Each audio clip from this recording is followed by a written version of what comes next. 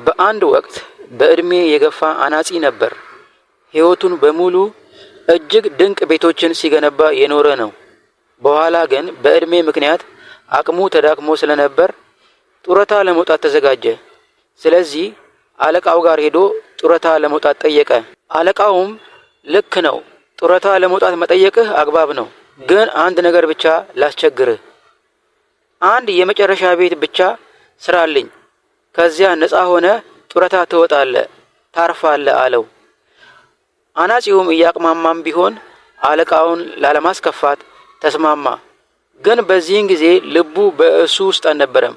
አለቃውን ለማስደሰት እንጂ ፍላጎት አልነበረውም። የእሱ ፍላጎት ማረፍ ነበር። ቤቱንም ለመስራት ብዙም ሳይጨነቅ በዋጋ ርካሽ የሆኑ እንጨት፣ ሚስማር፣ ቆርቆሮና ሌሎችም ቁሳቁሶችን ተጠቀመ። ቤቱን በፍጥነት ብዙም ጥንካሬና መሰረት ላይ ሳያተኩር እንደ ነገሩ ቤቱን መስራት ተያያዘው። ማረፍ ነበረብኝ፣ ለማንኛውም ይህ ስራዬ የመጨረሻ ነው እያለ ራሱን እያጽናና ቤቱን በፍጥነት ለመጨረስ ቸኮለ። ከዚያም ከጥቂት ጊዜያት በኋላ ቤቱን አጠናቆ አለቃው ጋር ሄደና አሳወቀው።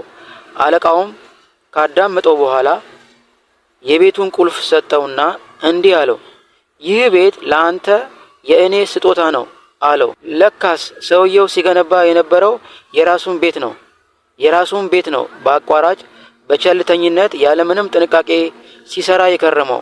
አሁን እሱ በገነባበት ቤት ሊኖርበት ነው። አያችሁ፣ ቅንነት በውስጣችን በጎደለ ጊዜ በሙሉ ልብ አንሰራም፣ እንሰንፋለን። የምንጎዳው ግን ሌላን ሰው አይደለም። በስንፍና ውስጥ የራሳችን ቤት ነው የምንገነባው። ከዚህ ታሪክ የምንማረው ማንኛውንም ስራ ስንሰራ በቅንነትና በታማኝነት መስራት እንዳለብን ነው።